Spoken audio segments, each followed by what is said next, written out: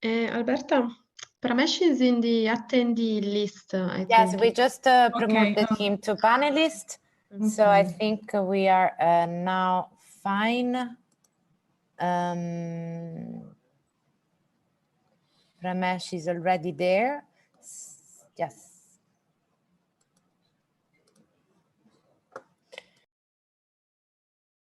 Okay, Alberta, I think you can now go. I can go? Okay, thank you. So starting now, good morning, good afternoon, good evening to those joining us for our concluding panel on the counter-mobilization to transform corporate food system. We are very glad to be with you and to have this concluding moment with you and to have these final conversations ending our counter-mobilizations. We come from 3 intensive days of activities, fruitful conversations, meeting with friends and comrades across all over the world. And so we're very happy to have you now in this concluding panel. The aim of this panel is to provide a space for exchanging among the different regions in their results of their dialogues, also present impression and some preliminary conclusion of these 3 days of activities, and also discuss somehow the way forward and what we have in front of us in the run-up to the summit and beyond. So I'm Alberta, I'm part of the liaison group, and I'm very honored to moderate this first session of this 2 hours meeting, which is the initial session providing space for these interregional perspectives and dialogue. What we want to do now is to hear from the focal points from the people that participated in the different regional processes to share with us the key elements, the key points that emerge from their regional dialogue, and also provide a space for interconnecting these regional processes and find, of course, a way to mutually reinforce and to build a common ground. So we do have with us people coming from these regional conversations, and I'm happy to give the floor first to our colleagues from Africa. Matthias, you can introduce yourself, and you have, as the other panel, just 4 minutes. Unfortunately, we don't have so much time, but I kindly ask you to share with us the key aspects, the key elements, and even, I mean, how the consultation was organized, if you can refer to any final statement if you have, and please share with us what was the outcome of this conversation. Oh, sorry, I was, okay, so I heard that Matthias is not yet with us, so I hope Mariam Mayet, I guess she can give us this feedback, otherwise we can move to another region first. Mariam, are you with us? I am with you, but perhaps we can give Matthias a few minutes. He did ask that we give him a few minutes. We don't mind to move to another region. Thank you. Okay, so perfect. Thank you so much. So I will now ask to Pramesh Pokhara from Nepal Peasants Federation, to give us the outcomes and the major remarks from the Asia Pacific regional process. Thank you so much. Welcome. Thank you, Alberta, and namaste and warm greetings to all. I'm Pramesh Pokhara from All Nepal Peasant Federation. I'm also the youth ICC of Labia Campesina South Asia. It's great pleasure to be the part of this counter-mobilization denouncing the UN Food System Summit. So I'd like to share some of the key proposals of Asia Regional Dialogue. We know that Asia is the granary of the world, and we have the largest number of smallholders. Unfortunately, due to neoliberal policies, due to the uneven distribution of the resources, we also share the largest number of people living under poverty and hunger. So the problem is that there is commodification of food and productive resources. Food is not the fundamental right in many states. Therefore, it is very important to build public support for food sovereignty. And we know for this, we need to struggle. We need to organize ourselves. And we have to use whatever we have, the instrument at the international level, we have to use those instruments. And at national level, we have to also push for the policies favoring food sovereignty. We have to campaign for this. We have to also launch different advocacy activities. We have to lobby. And for this, training is very important. Training, especially the agroecological schools, political ideological schools are very important to build the public support for food sovereignty. And one of the lessons we have learned from the pandemic is that this neoliberal trade regime has failed to respond to many of the crises and even the pandemic. So we have to shift towards localized food system, self-reliant economy. We have to push for the food sovereignty, and food sovereignty is the only response to the crisis we are facing. And we know that neoliberal policies is the main cause of the crisis we are facing, whether it's the environmental crisis, the poverty and hunger, or the climate crisis, or many of the other crises. So the food sovereignty is the solution, and at the local level, we can practice agroecology. And to build public support for food sovereignty, we have to also collaborate with all the stakeholders. And we have some of the guidelines. We can take the example of the fisheries guideline. So we can use that tools. We have the UN drop. We can use that tool. Then similarly, we have the different instrument and policies at the national level, like in Nepal, from the successful peasant movement, food sovereignty is constitutionalized in the constitution of Nepal. So we can also share some stories. We can also share the experiences. So this is very important to have support for the food sovereignty. But I think we have to expose the failure of neoliberal capitalism. We have to also denounce why, again, this UN food system is favoring the corporation. Why is it is only talking about the agribusiness, business as usual. Why it is offering the false solution. We have to expose all this, and we have to strongly put forward our solutions, put forward our proposals, put forward our alternatives. That is food sovereignty. That is organizing ourselves, having trainings and broader alliances, and then fight for the food sovereignty.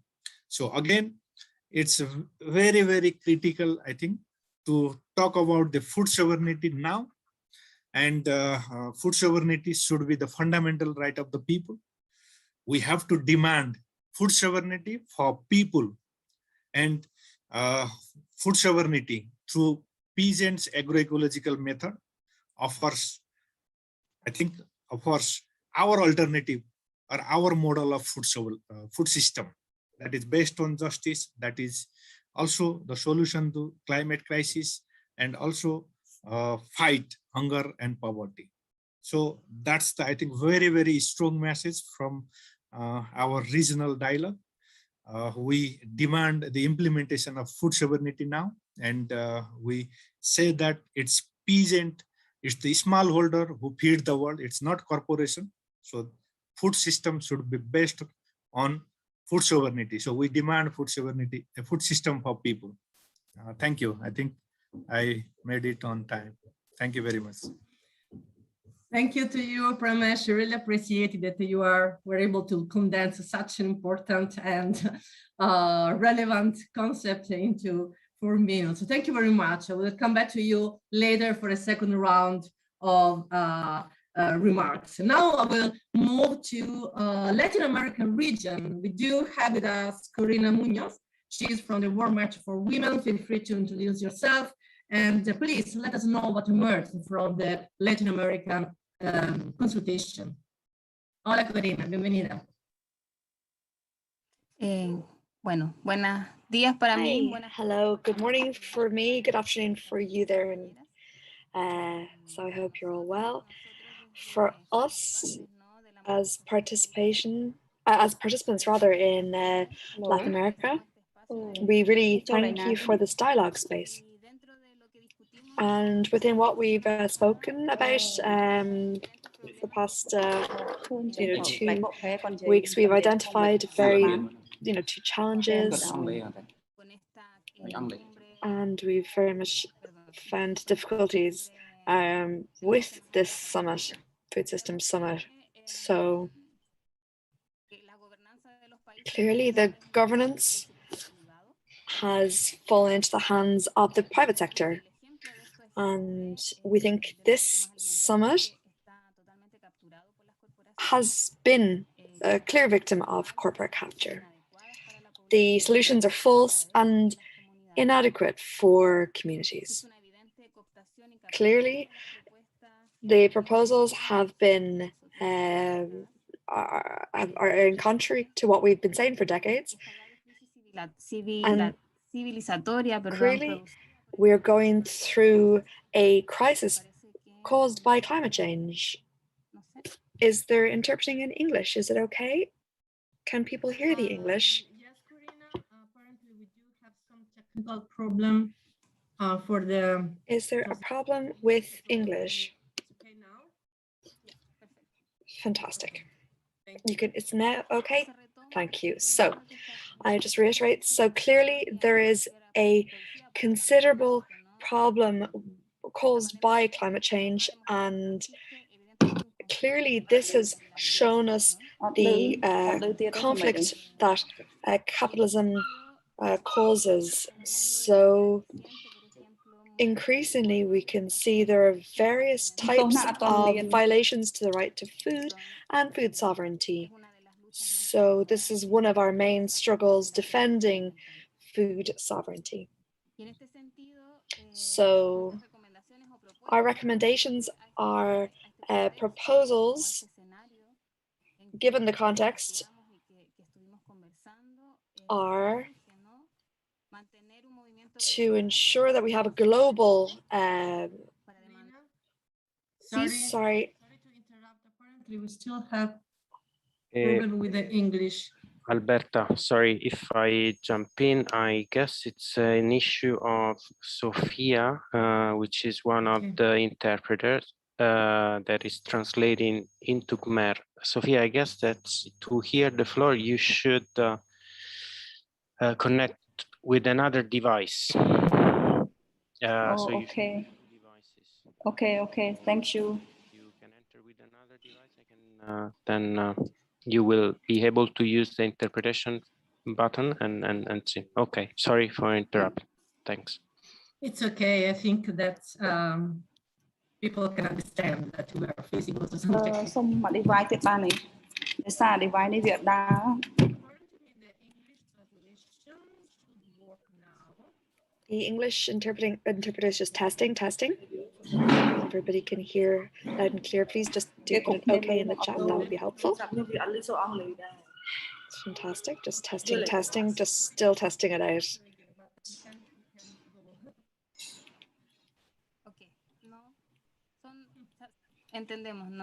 Sorry, we perfectly understand the difficulties clearly all this technology sometimes is a little confusing for us all, says Karina. But just to reiterating what I said, given the context that I think we all have that we share in terms of the vision, we can clearly see the cooptation that is blatant and clear. So our proposals as a region are the following. We really think it's so important that we have a global resistance to demand the immediate halt to corporate capture, especially with regards when confronted to the climate crisis. We also need to strengthen participation in spaces, to strengthen popular training. We need to ensure that there is reconstruction and strengthening of processes and organizations that have been affected by the pandemic. We also need to organize ourselves better in terms of institutions, and we also need to have a clear debate about agrarian reform and territorial rights for ancestral peoples. And we need to also ensure the rights of women, and agrarian reform needs to be popular and ecological. We need to strengthen our link with the land in a feminist, from a feminist perspective, rather also valuing care work. And family, peasant farming and agroecology are very much battlegrounds and struggles for us. We need to ensure FPIC or free prior informed consent. This is absolutely fundamental in this process. For example, when we look at the comment 169 of the ILO, we need to ensure agroecological approach, and we need to also strengthen the fight against ultra-processed food. This is very important for us, especially with regards to training and capacity building and community-based training. What's happening needs to be examined, and then we need to try and shape what will happen. We need to ensure that information comes to communities, and we need to also look at digitalization and false solutions to hunger and its financing. We need to look at peasant rights also and ensure that it's centered and anchored in a human rights-based approach. We also need to inform a broader public.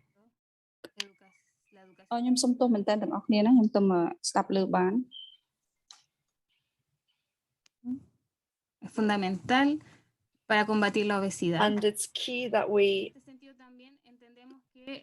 understand that there are two different realms for this. We need to. The speaker has frozen, unfortunately. The speaker is just still frozen for the moment. And she's back.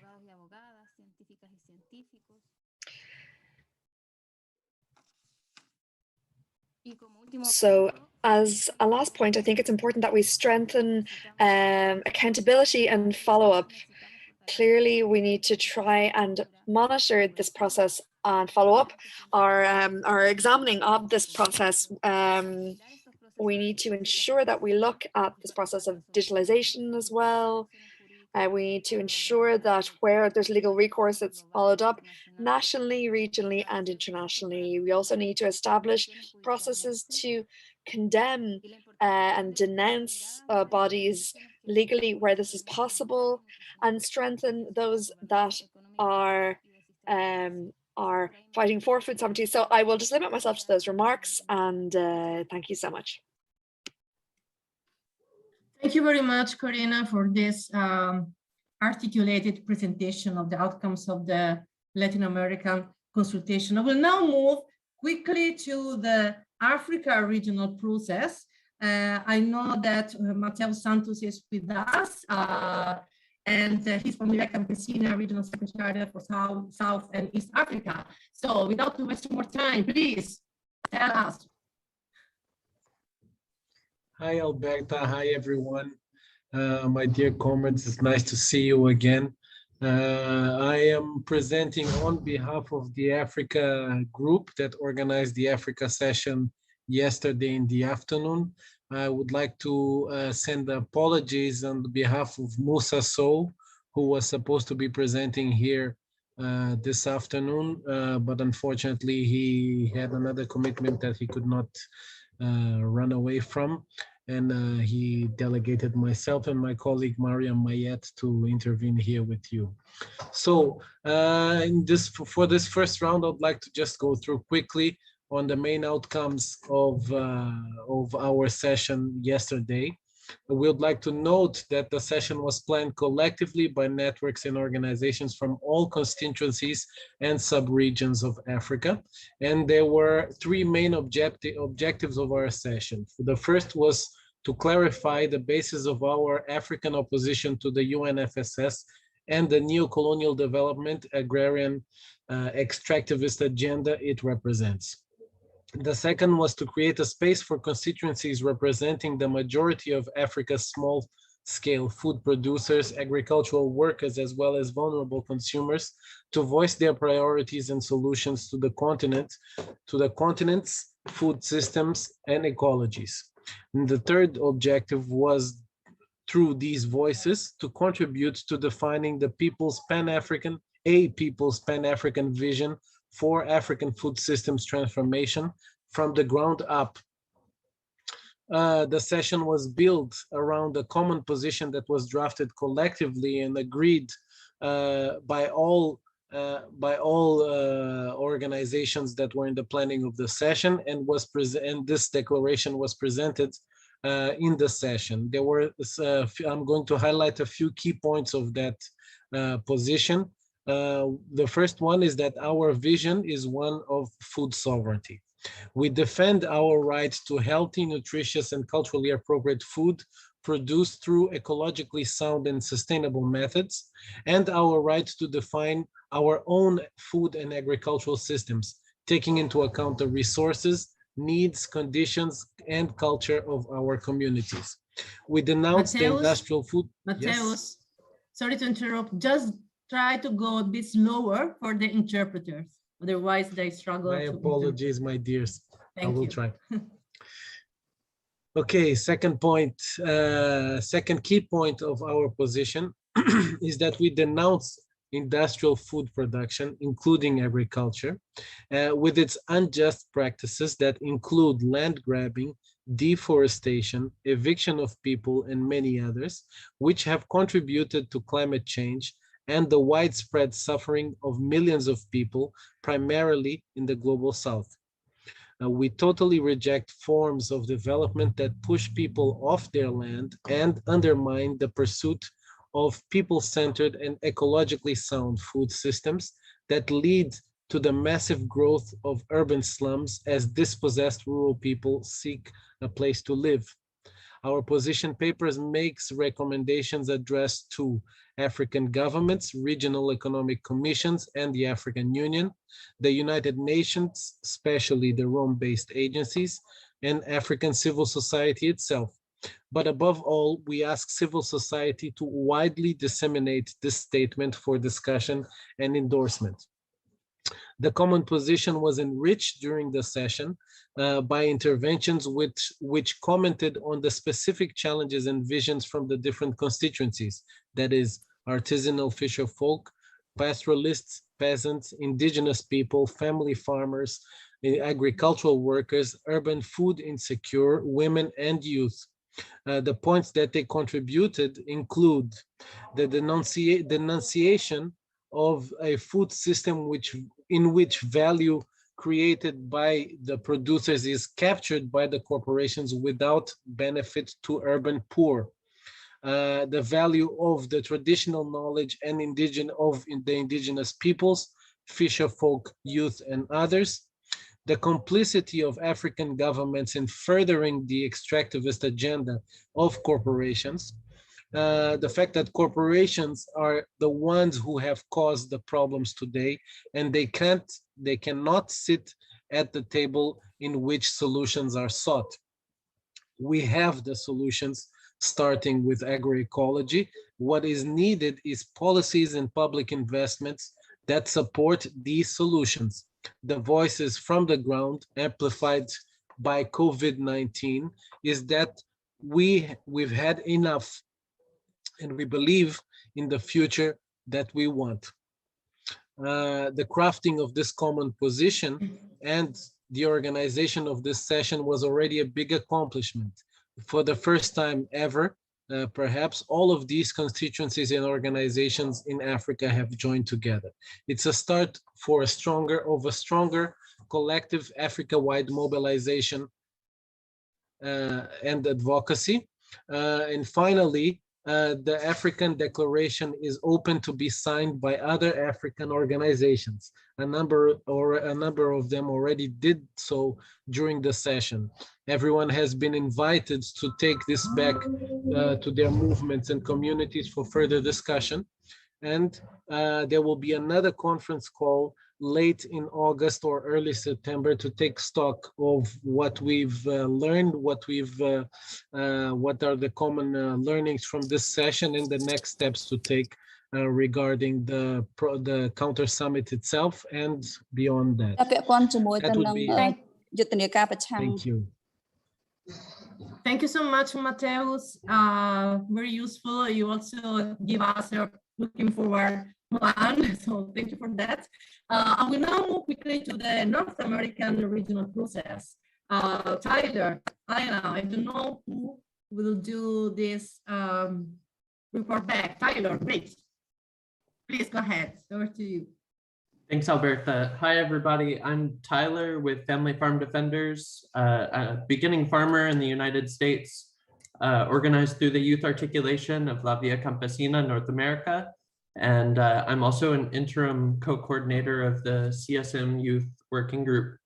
In the North American regional process with Canada and the United States, we really wanted to examine the false solutions that are promoted by the UN Food Systems Summit and put these into the context of 500 years of settler colonialism, as well as racialized capitalism.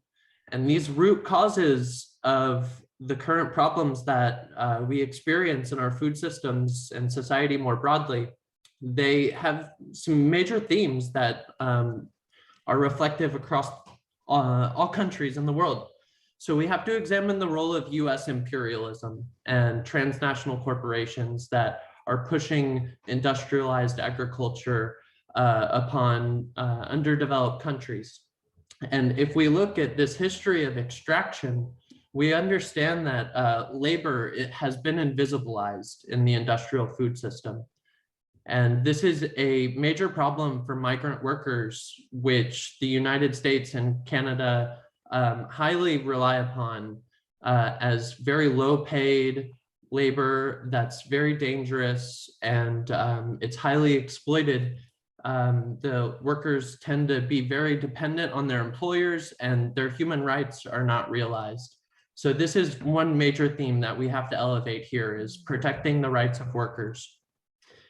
We also want to lift up that in the United States and Canada, there's a conception of the colonial process has been completed, but this is just simply not true. Settler colonialism continues. As we see resistance against fossil fuel projects in the United States and Canada, we see that these governments are pushing us into a future that's even more locked into unsustainable energy production. And we also have to look at the United States colonies, such as Puerto Rico, and the need for building solidarity to truly decolonize for building new food systems.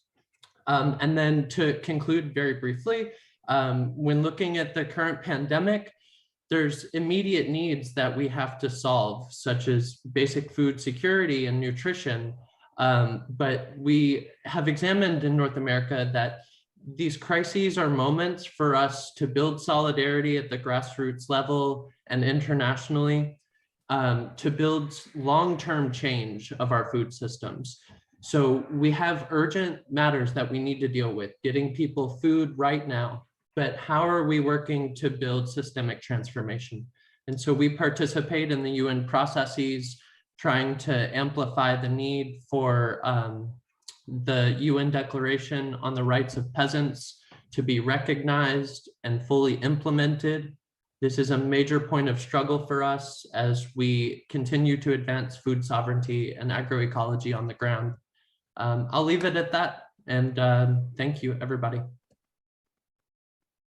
Thank you very much, Tyler, for this very inspiring report from the North America reflection. I think that all the regional processes have showed elements, very key elements in common in terms of analysis and also in terms of solution. So now, as we're running out of time, I will ask again all of you to come with a very, very short and quick reflection, maybe using keywords to highlight if there are, what are the key aspects coming up from the regional conversation that you think are missing in the global analysis and we need to make stronger in the global analysis that we developed since we started altogether this journey to protest the challenge of the UN System Summit.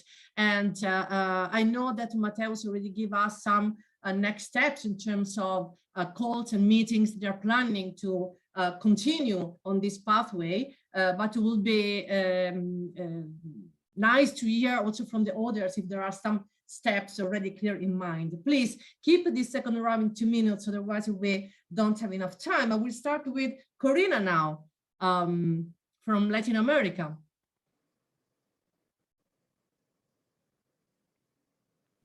Gracias. Thanks so much. It's really interesting to hear all this, and I think that connection in between regions is really, really clear. The advance of this hegemonic system that's patriarchal and racist as well is, again, clear everywhere.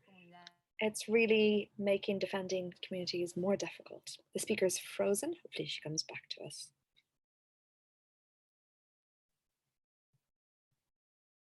Again, the speaker is still frozen, and we might just give the connection a minute. She's back. So the proposals that we were talking about for women and for communities, the corporate, or rather the food systems summits aren't helpful, and we need to acknowledge ancestral and indigenous peoples more in all of our responses. As my colleague from North America was saying, they keep on saying to us to produce, how to produce and what to eat. For the past 500 years, in fact, they've been saying this, and this summit is continuing to do that. It's a prime example of it. And it's just very much situated in colonialist logic, and poorer countries seemingly have to put up with it. In this way, it's important to raise awareness of solutions that come from indigenous and general local populations, not just right now, but to highlight the fact that we've been doing this for centuries even. We have been resisting in territories, and it's clear that we raise awareness as much as possible, also even just to raise our spirits and maintain hope that another world is possible. And there are feasible, viable options for healthy food, but also sovereign food systems. So food sovereignty is really key because it was mentioned in all regions. It's really just fundamental to achieve our goals. So that's all. I'll just, to respect my 2 minutes, I'll stop there. Thank you.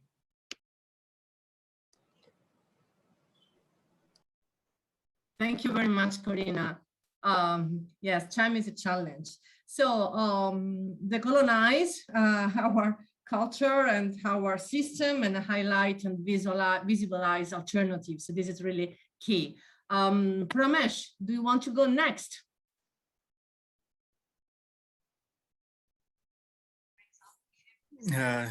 Yes, yeah, thank you all for the great proposals. Yeah, we think that it's very, very important to build our own alternatives at the local level also. So one of the way to resist neoliberalism is to build our own alternatives, to practice cooperatives, to practice agroecology, and I think we have to also try to localize the food system and also depend or let's say the practice the self-reliant economy. I think that's the I think one way of resisting to neoliberalism and practicing food sovereignty. So I think it's very, very important. It's the right time to expose the failure of neoliberal capitalism. We have seen it during the pandemic that this global trade regime has failed to respond. We know that these neoliberal capitalist policies are, are the main cause of environmental crisis we are facing. It has not been able to address the global hunger and poverty. So we need a food system for people. I think it's right time to talk about food sovereignty, and we need broader alliance, global solidarity, global action to move forward. Is this? That's my, I think, the main point.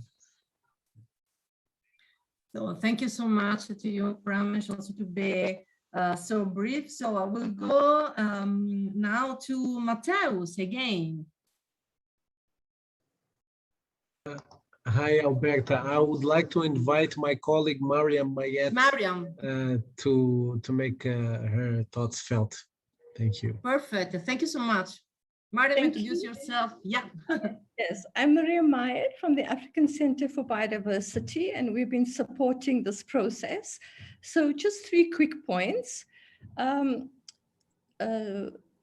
We don't have the answers to this. We're posing these questions to us in Africa and to us as a global movement. And the first one is the issue of care, healing, social solidarity. Is it adequately reflected in our work? This is a very important part of the rural-urban question for us in Africa. It's very important, especially in urban slums, shack settlements, where food and seed is important for holding together social bonds and creating the connections between people for wider progressive action. Another important issue is that urbanization is not a natural trend, but driven by historically constructed inequality between urban and rural, the subjugation of the rural. Even for urban dwellers in Africa, rural homes and lands still form an important part of their survival, livelihood circuit strategies, and indeed culture, language, tradition. It's inextricably linked. Addressing rural problems is thus also connected to the urban and urban populations. This is a very, very crucial issue for us. Again, for the urban poor and the issues of urban land rights, these are important issues that often underpin both food and housing issues. In terms of rural land rights, especially in the context of agrarian extractivism and the struggles against capitalist individual titling, which often lays further basis for dispossession, but also multiple forms of cultural and socially appropriate forms of land rights must form part of this wider discussion. So these are 3 key issues that emerged from our work, and we did not have enough time during the session yesterday also to listen to everybody, and we were very constrained by the lack of infrastructure to enable people to participate meaningfully online. And this is a huge impediment for us in Africa. So I leave it there, and perhaps others from Africa can also contribute, because we have to take into account that we have a very young population, and we have huge populations living in slums, and this is the urban youth. So this is why we wanted to just raise the issue of our needing to deepen our analysis and our work around the urban-rural food systems question. Thank you so much. Thank you, Mariam. Really, really important, really useful, because I think that it was really a key point in the to make stronger also in all our work. So I will ask now Tyler or Ayla. I don't know who would like to give. Okay, Tyler, please. Thank you. I think that something that we really emphasized during our session yesterday was the need for young people to be trained both in the technical elements of agroecology, but very importantly is the combination of political education. So within Via Campesina, we have formation processes to, it's for ideological training and for us to have basic interpersonal skills.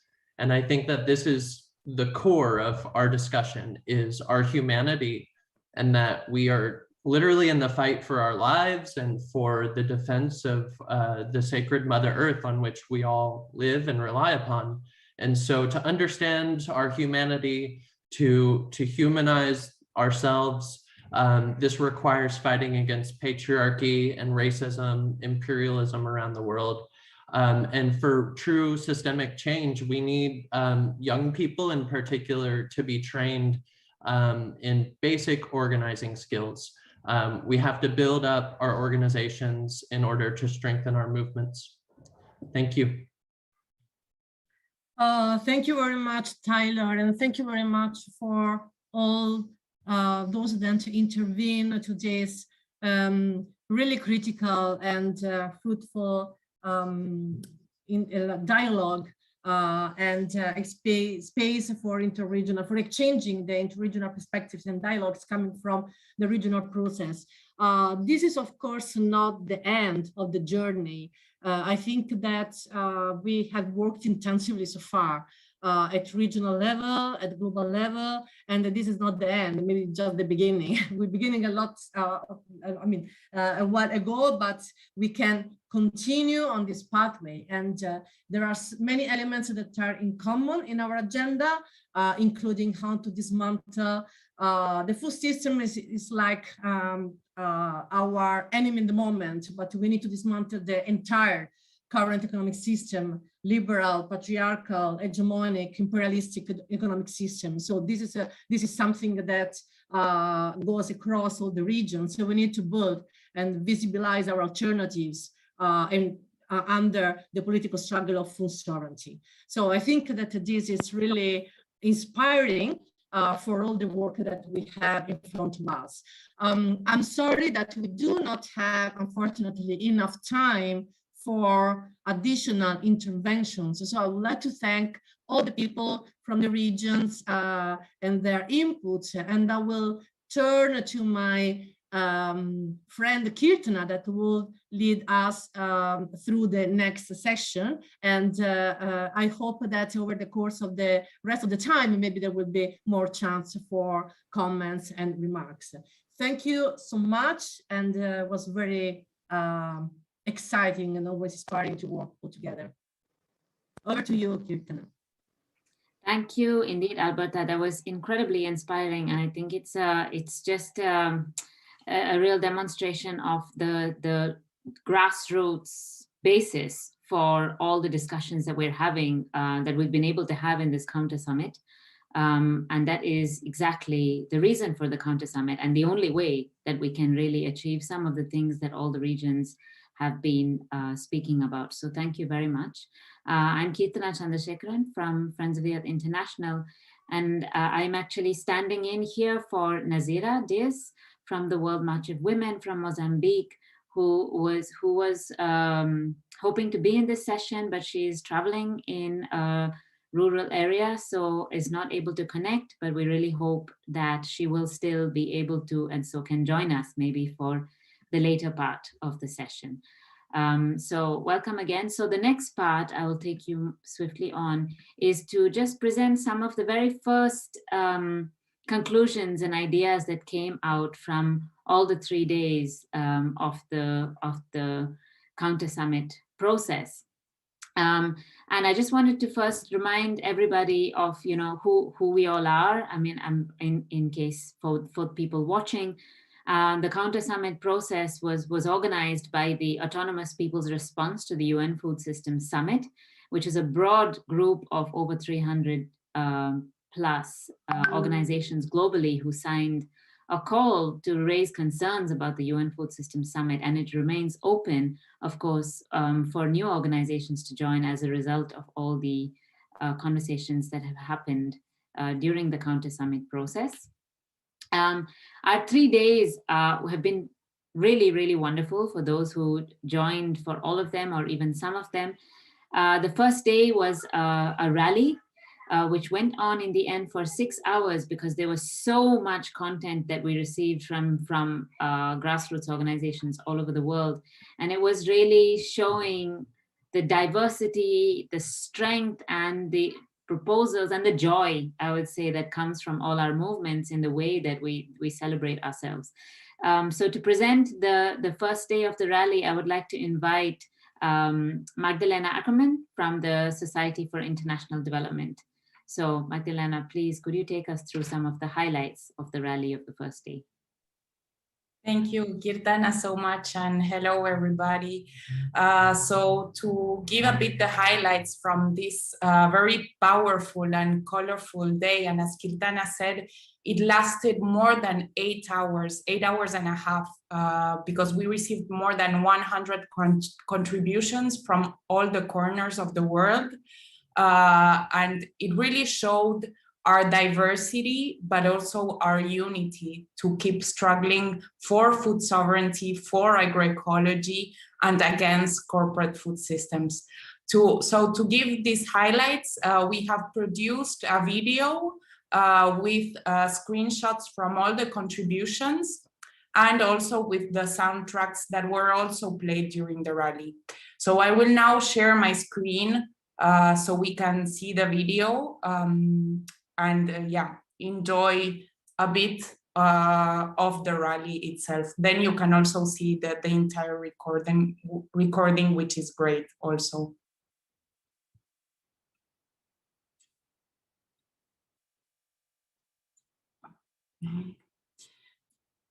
Can you see my screen? Yes, we can. Great. I will play the video now.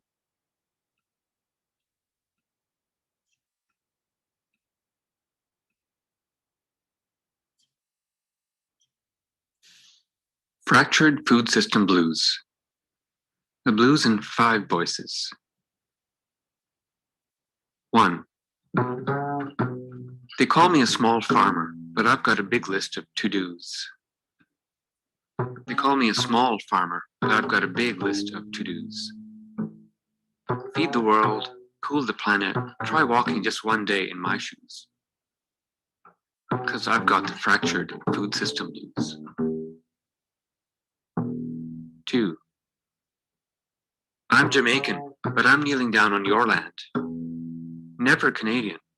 No, but what you're eating was picked by these hands. No rights, no shelter, no heat in winter, and the worst kinds of abuse. I've got the fractured food system blues. 3. I'm a community garden right in your neighborhood. I can connect friends and families, young and old. Leafy greens, peppers, tomatoes of all sizes, shapes, and hues, to wash away your fractured food system blues. 4. We're food policy councils. Now, how do you put that in a song? People's voices and ideas that make decision-making strong. But hey, inclusive governance mechanisms will never make the news. We've got the fractured food system blues. 5. Agroecology and food sovereignty. We're more than just words or theories or novelty. We're the roadmap and the journey, so go ahead and take your cues. We're transformative pathways for your fractured food system blues.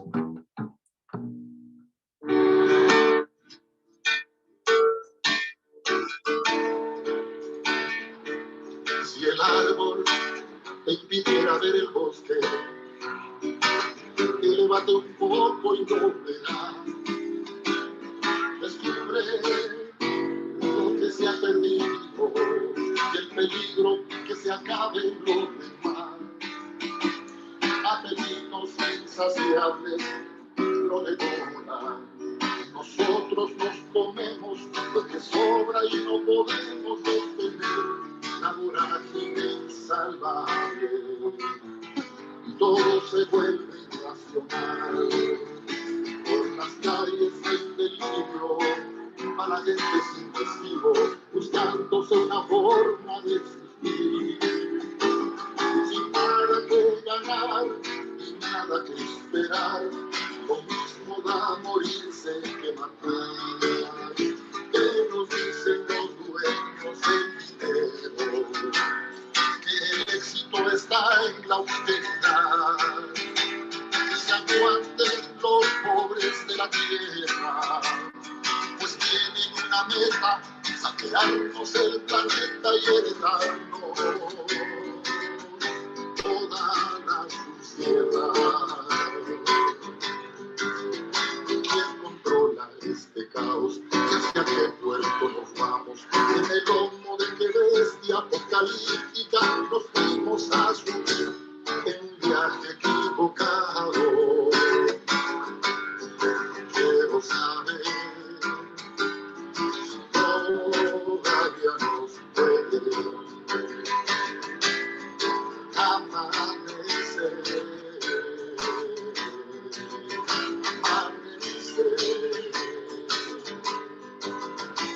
porque somos millones y millones de seres que nos deben lo que nos han robado.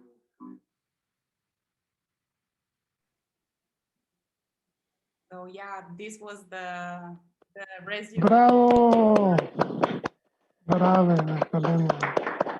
Publicly, so you can also rewatch it and share it widely. Over to you, Kirtana. Thank you so much.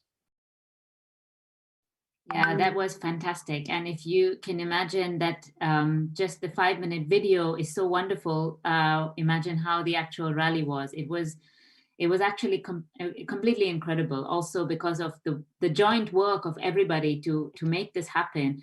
And also really just to demonstrate once again that, you know, the opposition just makes us stronger, that we get stronger every time. And when we speak the truth, we are stronger. When we speak the truth to power, we can only become stronger. So thank you very much, Maggie, for that. I want to move on. I will have to move us on pretty quickly to the next session because we have a few presentations of the next part, which was 3 incredibly rich roundtable dialogue sessions on some of the major fault lines during the summit process.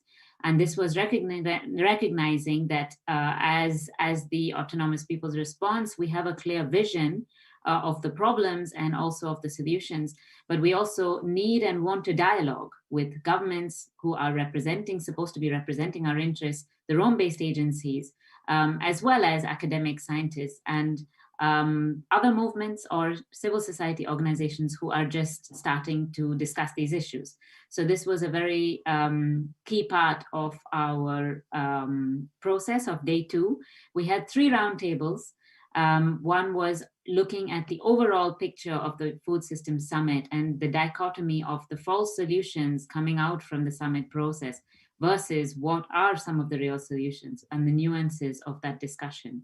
The second roundtable was to discuss the corporate capture of governance, which of course is very pertinent to the Food System Summit, but also goes much beyond it. It has a history before and it has a plan after of how this is happening. So that's a conversation we need to keep having. And the third one was on the corporate capture of science, which we have seen through the summit process, the kind of narrowing of knowledge to one type of knowledge, and several things that I'm sure Elizabeth Beta will take us through. So I would like to invite the presenters of each session in a few minutes to give us the kind of key points that came up. The first presenter will be Paula Gioa from the International Coordination Committee of Via Campesina, and also the European Coordination, and also the regional person for Europe in the International Planning Committee for Food Sovereignty. So Paula, please. Yeah, hello everyone. Yeah, good morning, good afternoon, and good evening. Yeah, so presenting the session, the opening session on day 2, which was called Unmasking the United Nations Food System Summit. So this session aimed to unmask the summit, exposing the false solutions that the summit is putting forward, which go against the response people and communities on the ground really need. We opened the day exploring some of the key concerns about the politics of the United Nations Food System Summit. We highlighted the several intents from our side, the organized civil society, to engage with the United Nations Food System Summit organizers to reshape the direction, the agenda, and the structure of the summit itself. But the lack of political will to implement this change made it impossible for us to cope with it. So this led to us to organize this people's counter-mobilization to transform the corporate food system. We presented in the beginning of that session our strong political declaration, which is available in our website.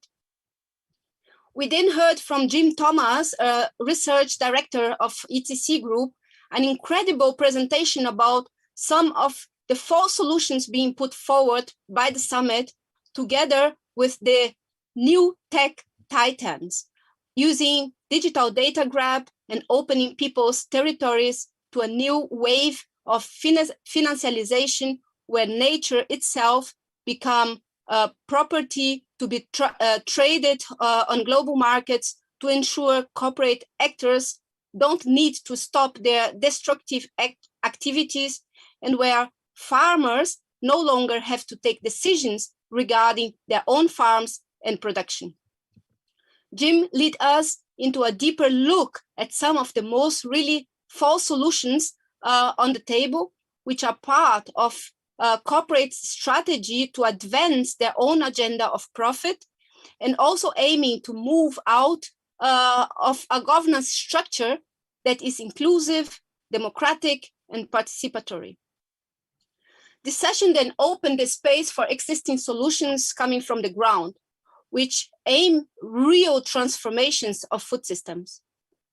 Svetlana Boinsian from IUF started describing how agricultural workers are feeding the world, highlighting that they have been classed as essential during the COVID-19 pandemic, at the same time that the workers' movement has been heavily fighting to have agricultural workers covered by the national labor laws and social protection.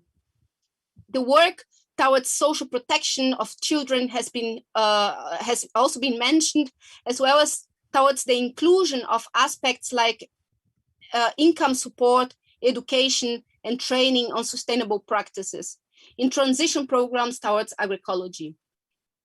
After that, we heard Tammy Jonas, an agroecologist in principle and also in practice, and the president of the Australian Food Sovereignty Alliance. She continued bringing several concrete examples on how the peasants' movement constantly reaffirms the key role of territorial food systems built from the bottom up by the people who already feed the majority of the global population. She contrasted the so-called regenerative agriculture with agroecology, affirming that regenerative agriculture would not be able to pass a simple test regarding the nutritious ethical, ecological sound, social justice, and democratic values of its products.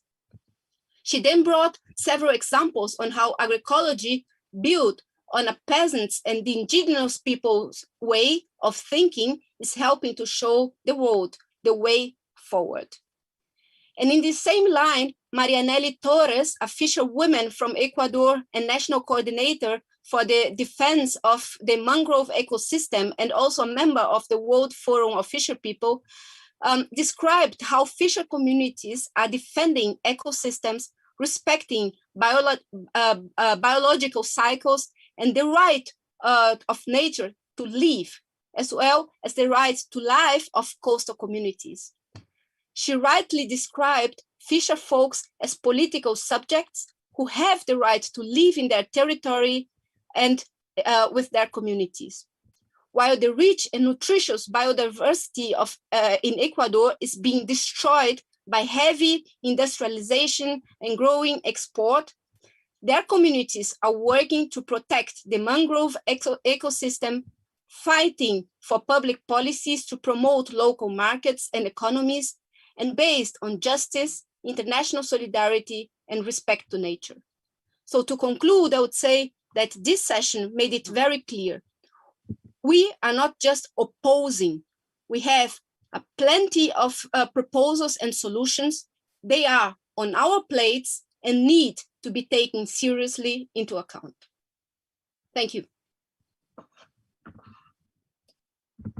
Thank you very much, Paula. Yes, and I think it's pretty clear from that session that, you know, some of the more structural problems with the summit that we've been highlighting consistently for 1 year or over 1 year are also manifesting in what they are proposing, which is part of the strategy. And their strategy is to really divide people because they use our terminology and our all our words and some of our concepts, but then what they are actually proposing is almost the opposite of that. So thank you very much for that really clear and presentation of the discussion that happened, which was very much in depth on this subject. Can I invite next Shalmali Guttal from Focus on the Global South to present some of the conclusions of the corporate capture of governance session, please, Shalmali. Thank you, Kirtan. I'm not able to turn on my video. Now I am. Yes, you can see me. All right. And am I audible? Can you hear me? Yes, and see you. Okay. All right. Thank you.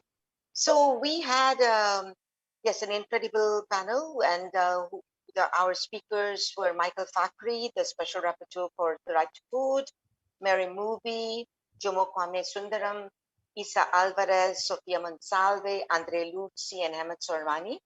And our moderators were myself and my colleague Nora McKeown, who cannot join us today because she's busy with another work. So our discussion was in 3 blocks.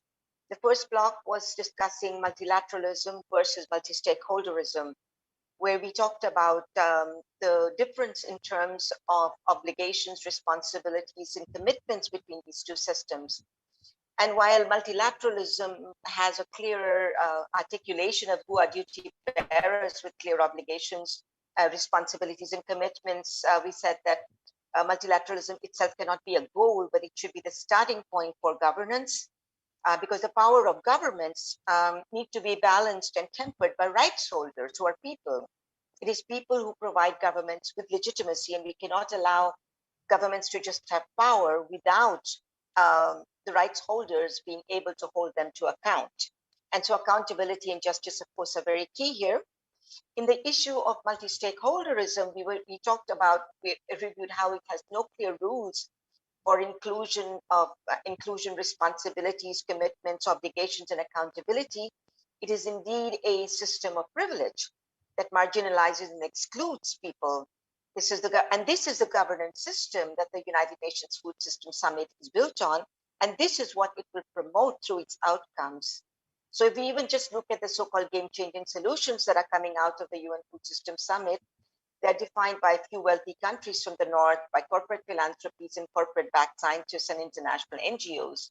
So very key issues of our day, public policy options are not being addressed. Public policy options are restricted to global market solutions. There are no proposals for regulations in the interest of public health and human rights, or redistribution of wealth and resources, ending conflicts, and so on. Our second block was on what are the implications of this for public policy? What have we learned from the COVID pandemic, agroecology, and protracted crisis?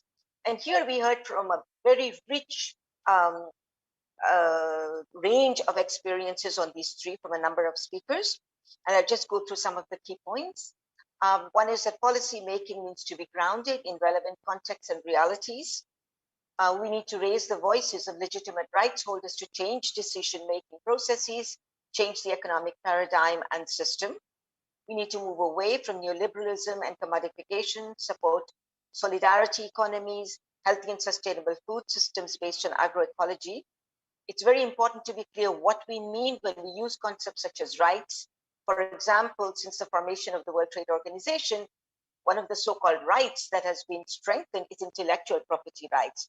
But this only benefits corporations in wealthy countries, not public health, farmers, middle and low-income countries, and certainly not human rights. So we must recognize that the planet has limits. Humans cannot dominate the natural world, and we should not confuse real food with products. And in a true agroecological transition, human rights, the health of the planet, the needs of small-scale food producers and those who are most affected must come before profits. The issue of knowledge and existing practices are very important. Whose knowledge is used to develop public policies and programs? This was a question we discussed a lot. What is already being done on the ground? How can local innovations, technologies, and knowledges of small-scale food producers be strengthened and shared? How can the rights of workers who are in the front line be protected? Very crucial for policies to support indigenous crops, staples, foods that are nutritious and diverse, produced by workers and small-scale producers, and to support producers to be able to pool their capacities cooperatively. We heard about the importance of recognizing the challenges faced by key actors in food systems under protracted crisis and under occupation. And our speaker said very poetically that resilience depends on the steadfastness of local communities, building on local resources, knowledge, and agroecology. And we absolutely need to understand power dynamics in the whole public policy making process, that this is a very important entry point for community to be able to build their own strategies, to be able to recognize and deal with address the power dynamics and imbalances. And finally, very quickly, our last block, the block 3, was on transformative measures for global governance of food. And here the key ideas that were presented were that we need to limit and stop increasing corporate concentration and human rights violations. Corporations should not be allowed at all to exist in food systems. We need strong regulation of capital finance corporations. We need to dismantle monopolies, intellectual property rights, and change investment trade treaties to prioritize public interest. We must enact UNDROP, UNDRIP, ILO treaties, national legal and policy frameworks. We need to strengthen public and communal institutions and services. And this was very important, the idea of communal, building up from the local, and build multilateralism along with people from the ground up. Multilateralism is not just something that flies in the air at the international level. We should be able to involve local organizations, municipalities, subnational, yes. Could you slightly slower? You're probably reaching the end, but anyway, could you slow down? Yes, sorry, I was racing through it. I'm so sorry. My apologies to the interpreters. Yes. The idea of multilateralism is to involve local organizations, subnational governance institutions, and organizations. We must link food systems with food cultures, involve UNESCO, and not separate out the food systems from our societies and cultures. Again, strengthen public and communal institutions and communal in the sense of commons and local practices. And let's not allow agroecology to be dismissed as a marginal thing that's just out there. Emphasize its centrality to sustainability, fight for public support at all levels for it. And we can do this by strengthening local systems, local practices, and knowledges.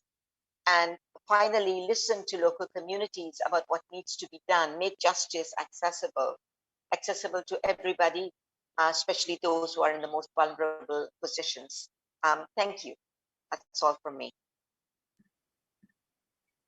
Thank you, Shab. That was, yeah, you can tell a really, really rich and quite a deep discussion. And I think it really highlighted, one of the things that we are doing with this Counter Summit process and beyond is to really fight for our political space to exist and for the governments to really be accountable to those they need to be accountable to when everything is moving in the other direction. So that is one of the key planks of our response.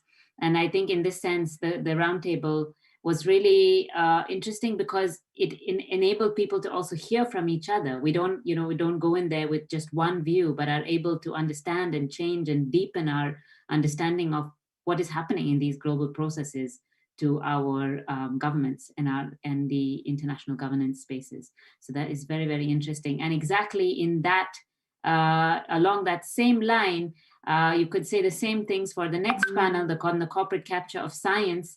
And I will not say anything, but I will allow Elisabetta Recin from the Brazilian Alliance for Healthy and Adequate Food to please present some of the conclusions from that panel.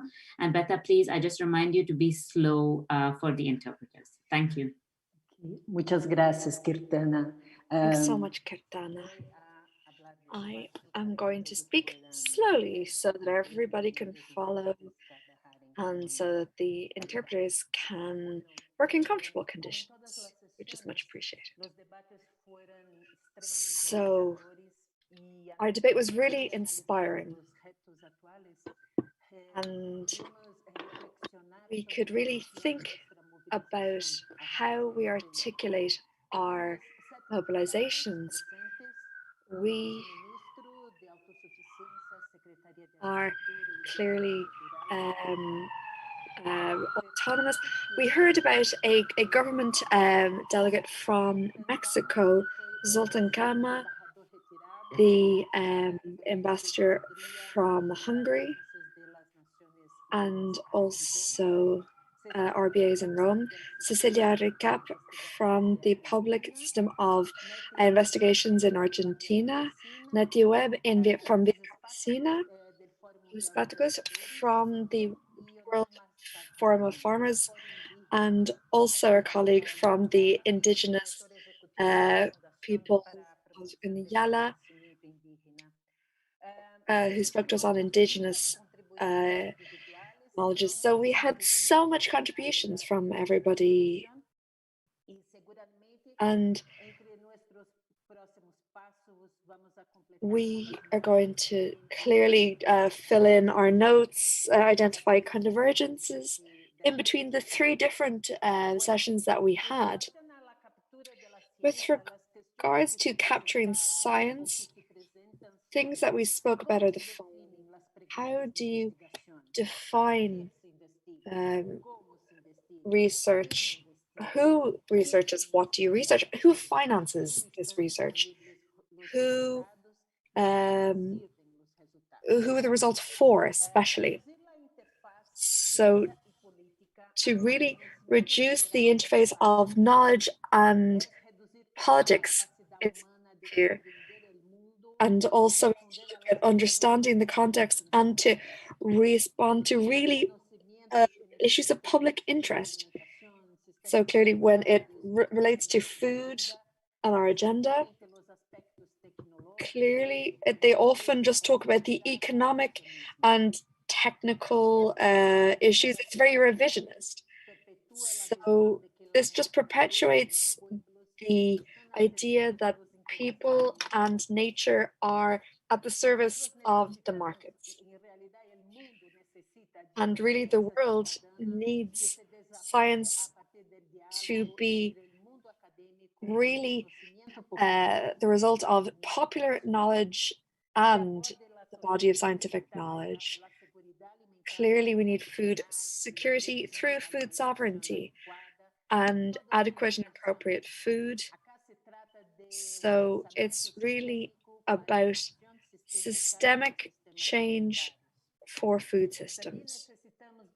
We also need public investment without conflicts of interest for investment, so rather for research, and this is key, so that research responds to people's needs, so that we reduce inequality, disease, poverty, and we ensure the respect of human rights. We also need the mechanisms that reduce this inequality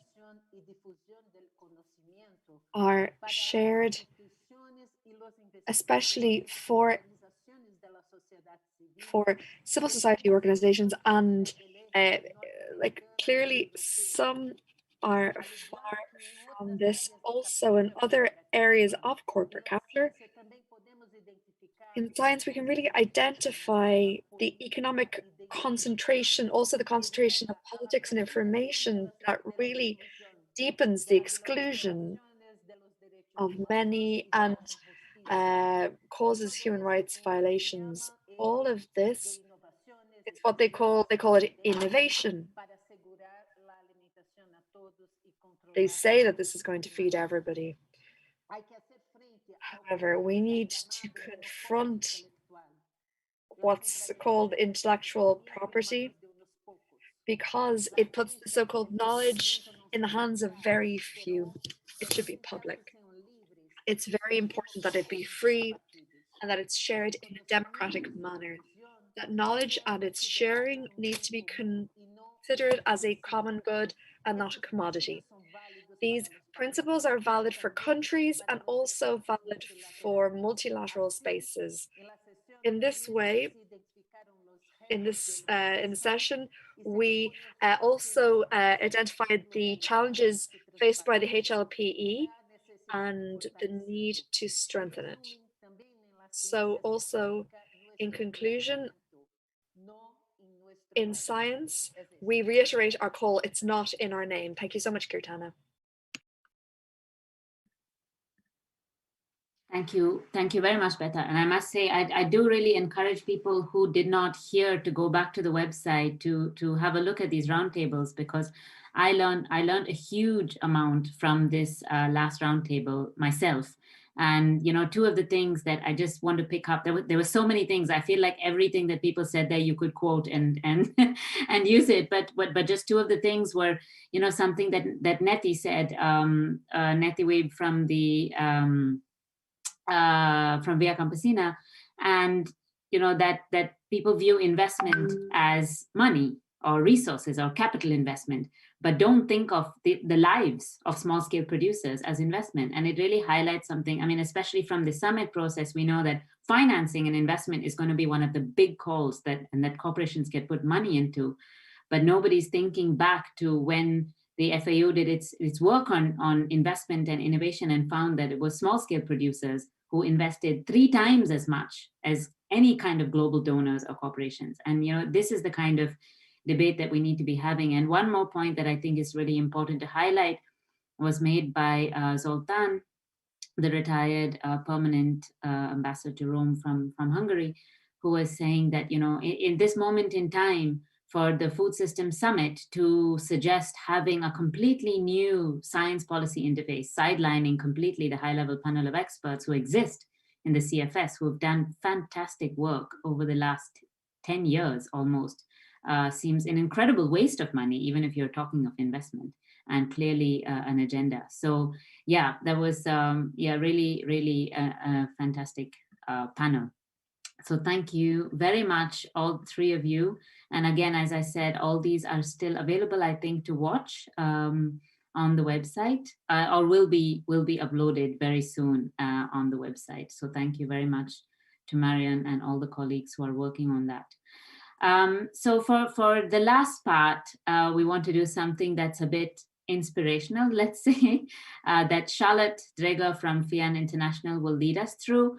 And it's to look a little bit at just the highlights of the 3rd day, which had at least 20 plus maybe workshops, again, from on all these topics to go in depth. So I will leave it to Charlotte to tell you about how she will present the last day of all the workshops. Charlotte, please. Yes, thank you, Kirtana, and hello to everyone. Happy to share with you some insights from our third day of counter-mobilizations that took place yesterday. This day was devoted to our visions and practices to reclaim people's power and to transform the corporate food systems. And yeah, we had indeed a very rich program of 15 self-organized conversations among different constituencies from all over the world, from peasants and small-scale food producers, fisher folk, pastoralists, agricultural and food workers, indigenous peoples, women and youth, consumers, landless, urban food insecure, NGOs and academics. And there were also some specific regional conversations in Asia and Africa and in North America that were building on the results from the regional processes of the autonomous people's response to the UNFSS. And we had also specific conversation with perspectives from Latin America. And what we can share today with you is not a summary, but it is a cloud of keywords that we have collected from all these sessions.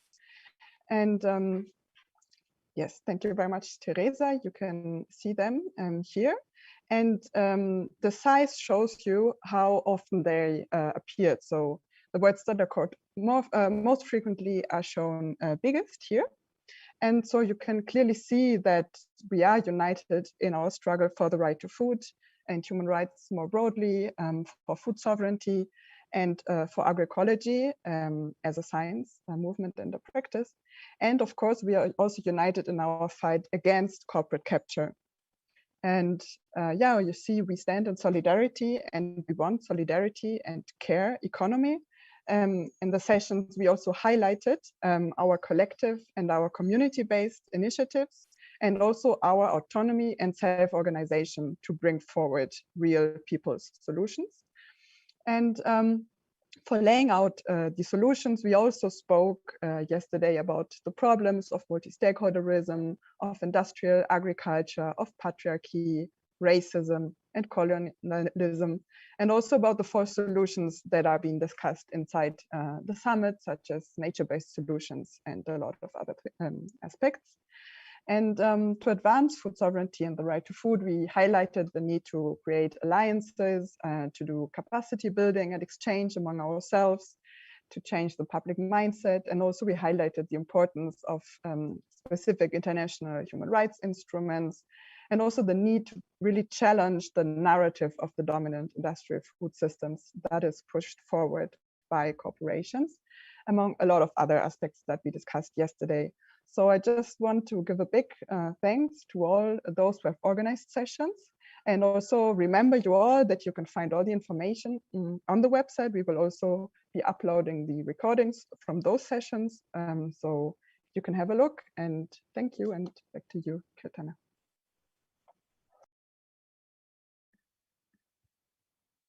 Thank you very much, Charlotte. That was lovely. And maybe that will also be there on the website for all of you. So I think we have a few minutes now because we're really a bit pressed for time on this session, but we do have a few minutes now to open for questions or comments or just an open dialogue on points that people would like to make on how the days have gone.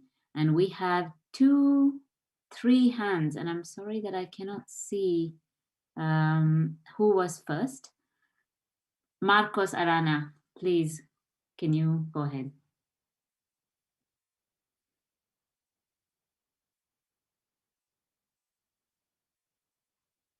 Marcos, are you here? I think we can't hear you.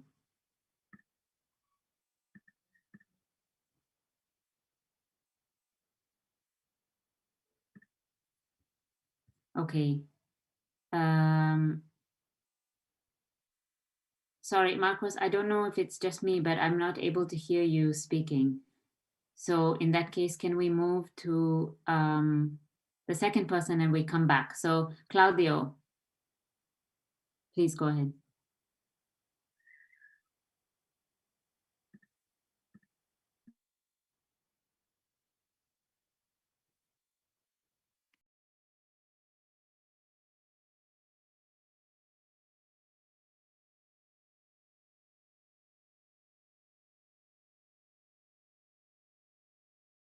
Claudio, are you there?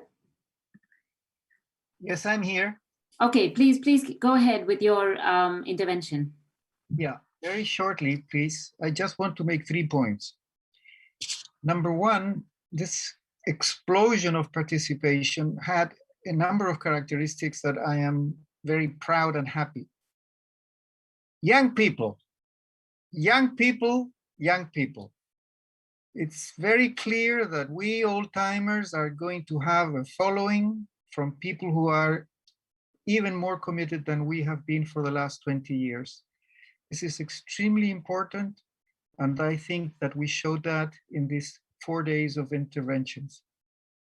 The second thing that is a very thing that goes through the 4 days, when we are talking about the presentations and the summaries that have been made today, it's always we have to, we need to, we must. This is completely different of what it is in so many other activities in which the call is for the government should do this, the UN should do this, and so on. We are now taking the responsibility on our shoulders, and this is the only way it's going to go forward. There's no other way to go forward than we pushing, and that is something that comes through all the 4 days of our intervention. And last but not least, let me repeat something I said yesterday. I think we have gotten to a quantum jump in our being able to bring together hundreds of people from every continent, which we had not been able to do as public interest civil society. This is extremely important because we have been calling for this for a long time. And as I said yesterday, this started when CSM did say red lights have been illuminated, our red points have not been taken into consideration in the CSF, in the voluntary guidelines, we back out. And that was a sign of courage. And this sign of courage I see here in the interventions as well. We have now 6 weeks, more or less, until the actual summit is going to come. I think we have a lot of things to do to prepare for it. And don't forget, the real battle will be after October, when we are actually facing the conclusions that will come out of the Food Security Summit, which we will probably be more than 80% against, and that will require as much of a commitment as we have had in these 4 days. Thank you. Thank you very much, Claudio, for really, showing us the way forward. That was, I think, quite an important point to make. So if I can, Marcos, your hand is still up, but in order to open your mic to speak, you need to accept the invitation that you would have received on Zoom to become a panelist, because otherwise you will not be able to speak. So just everybody, we can do that for everybody who wants to speak. So don't worry if you don't see a way to open your mic, you can raise your hand. But we're almost at the end of our time. So Marco, can I give you a minute to see if you still want to open your mic?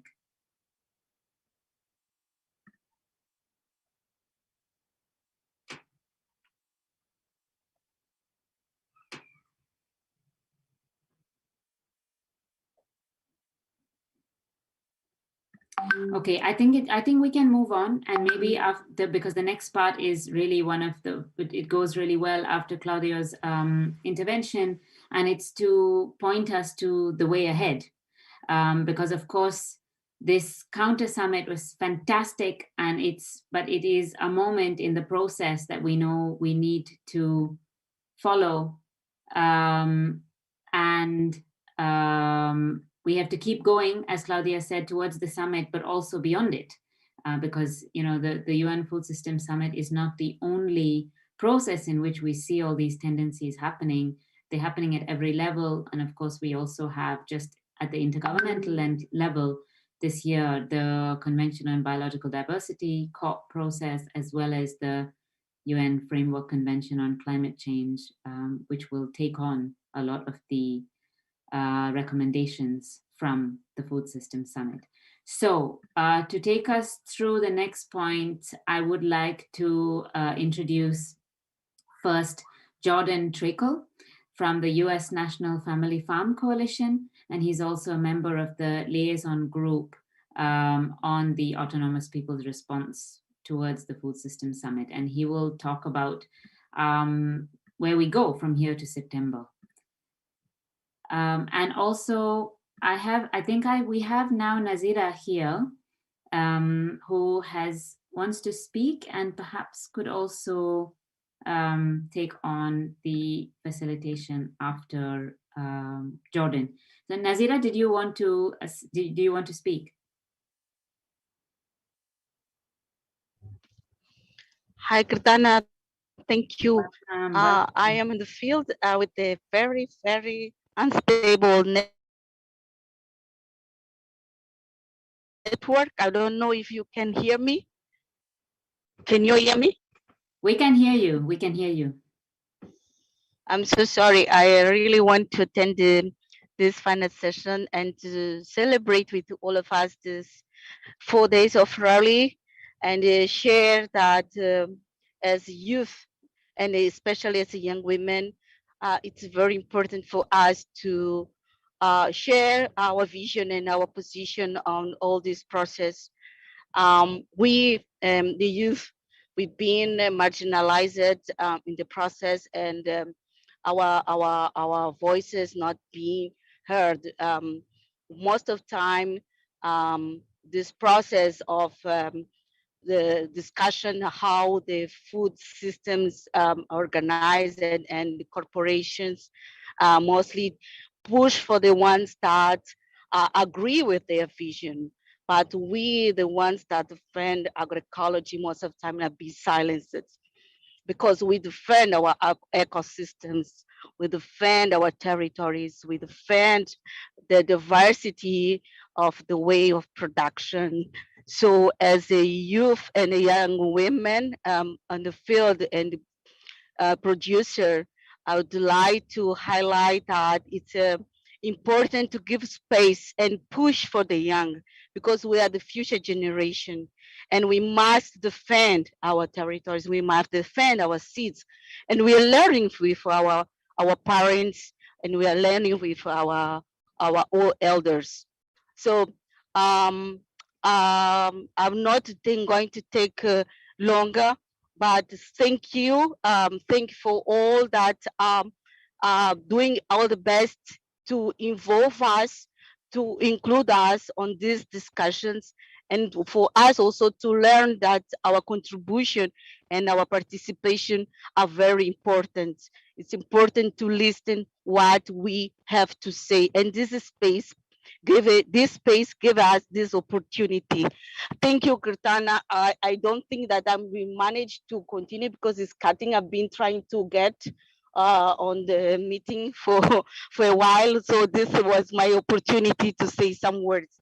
Thank you very much. Thank you, Nazira. Yeah, I'm very sorry to hear that, but I'm very, very glad that you were able to say at least a few words. And I think, as Claudio said, and I think all of us say that we really learn a lot when many of the youth constituency speak, as Tyler did so powerfully, as Nazira does so powerfully. It gives us new strength and new ideas.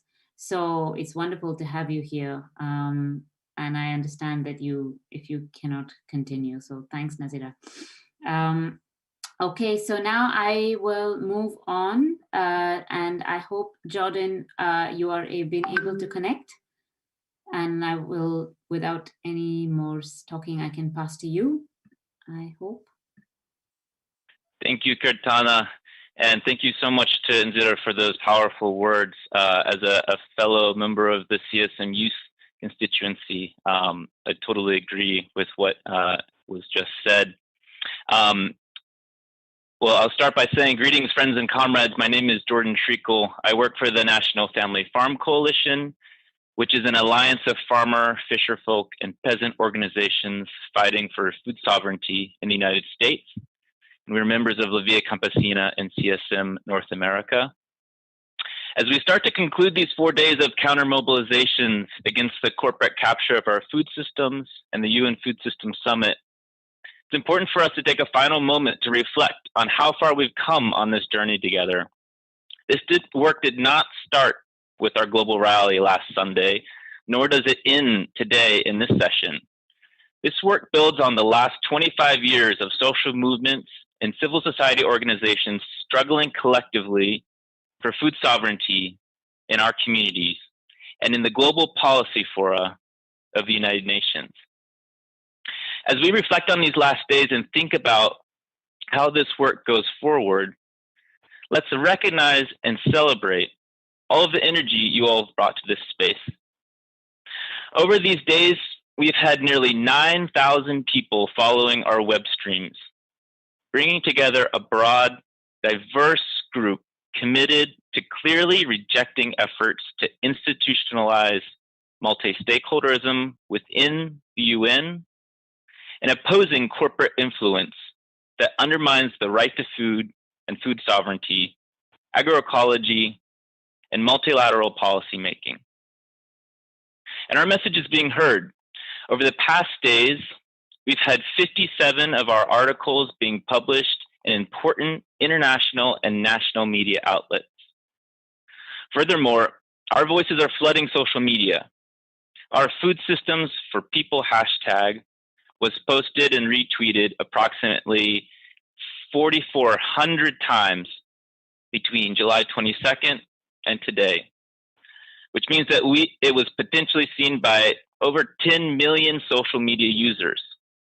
This media work of amplifying the grassroots beyond just our Zoom screens here, but out into our communities, into the halls of national governments and the United Nations, and into the ears of our opponents is critical for our work of building this movement.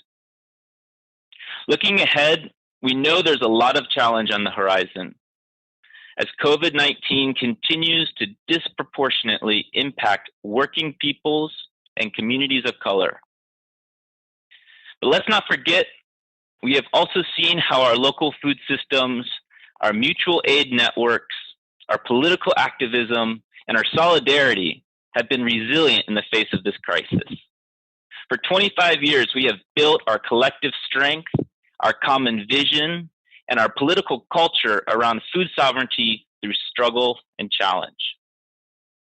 In practical terms, we're less than 2 months away from the UN Food Systems Summit taking place in New York during the UN General Assembly. It's time for us to take the insights, the analysis, and the political strategies against the UN Food Systems Summit that we've discussed over the past 3 days out into our communities and networks and broaden this alliance of the committed in opposition to these corporate forces. This is the moment for us to engage our elected officials and public institutions to denounce the false solutions of the summit, which threaten to further entrench the status quo. Now more than ever, we must raise up the truth that we have the viable solutions to address the systemic problems in our food systems. We must collectively call on our governments and the United Nations to prevent corporate power from further undermining our right to shape and lead the governance of food systems that are sustained through our labor, our knowledge, and our territories. This is the message we're tasked with delivering to the UN Committee on World Food Security in October. And we have to prepare for the fight in the CFS against the political and corporate accomplices of the UN Food Systems Summit as they attempt to wash their hands and political will of the ongoing suffering caused by COVID-19 to push their outcomes beyond September and outside of the political boundaries of the summit. We must instead call on the CFS to agree at its 49th plenary to develop a global policy response on COVID-19 as an urgent priority. So with that, I'll name a few next steps before turning it back over to my colleagues. First, those of us in the liaison group will be synthesizing the political messages we received from you over these days, and we'll be updating the opening political declaration of this counter-mobilization to deliver in these UN policy fora going forward. So stay tuned to our newsletter and website for that update. As we have done for the past many months, we will continue to hold global calls to further collectively develop and implement our advocacy strategies targeting these UN spaces. So keep an eye out for messages from the liaison group on when those next calls will take place. We're also strongly encouraging the regional organizing efforts to continue and to scale up those efforts to engage national governments and regional institutions on our demands. This work at the regional level is an autonomous process. So look to your regional organizers who have been leading this process for the next steps. And some of those upcoming calls have already been mentioned by regional leaders earlier in today's program. And we must continue to engage the media and general public on our visions for transforming food systems.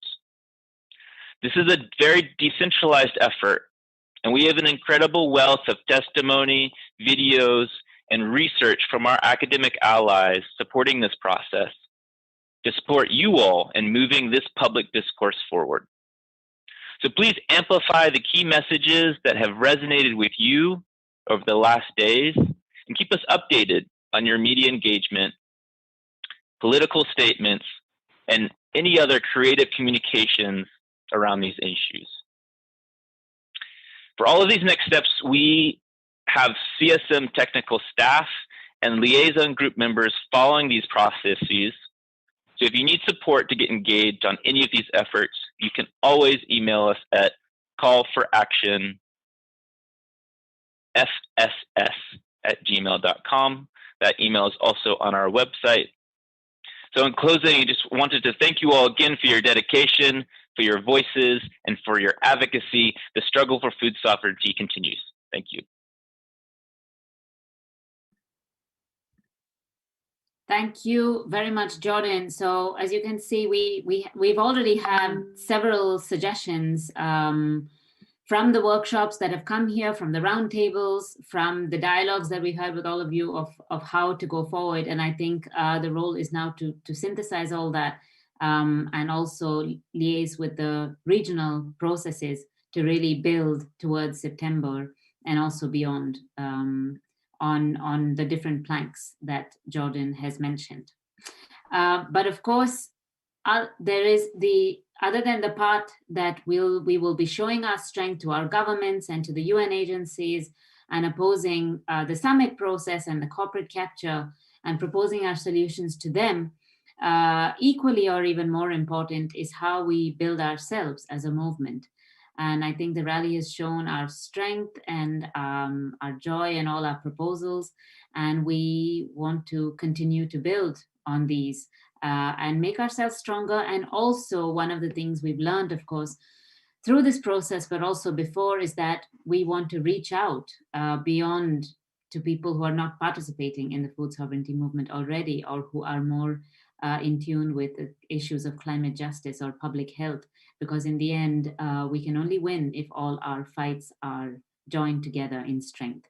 And so to say a bit more about this, I would like to invite Saul Vicente from the International Indian Treaty Council, who will be speaking on behalf of the International Planning Committee on Food Sovereignty.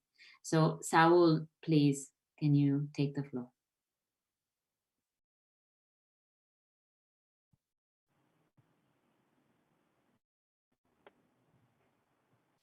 Muchas gracias. Thank you so much, Kirtana.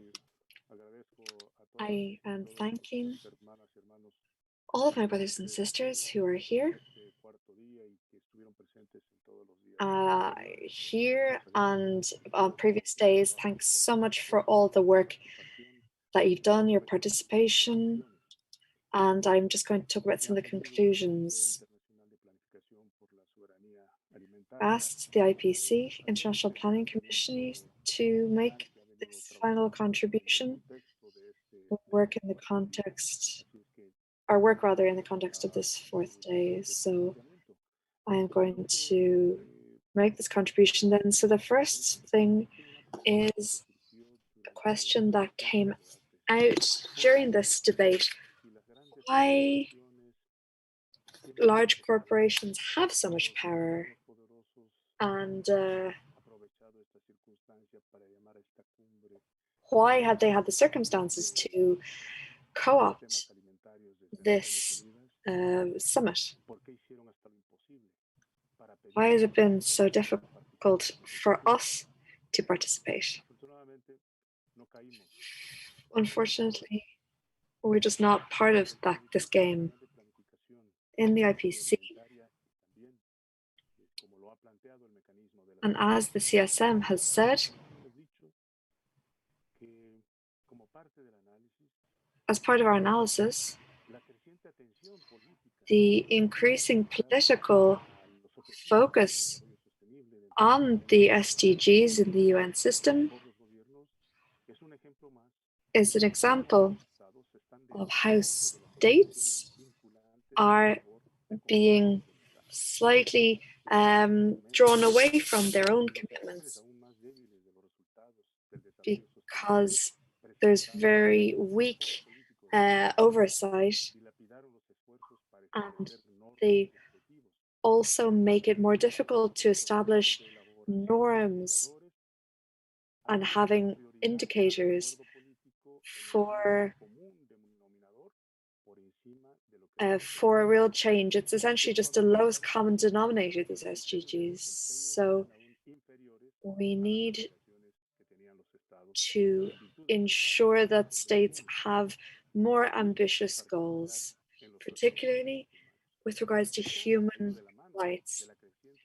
This very much can be seen in the corporate capture in terms of financing of the UN system.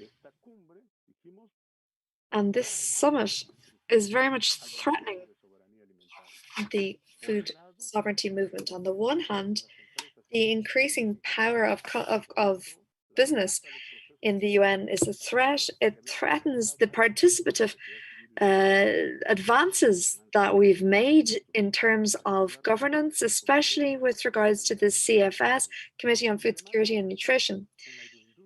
And also the focus on agribusiness rather, their false solutions to the multiple crises.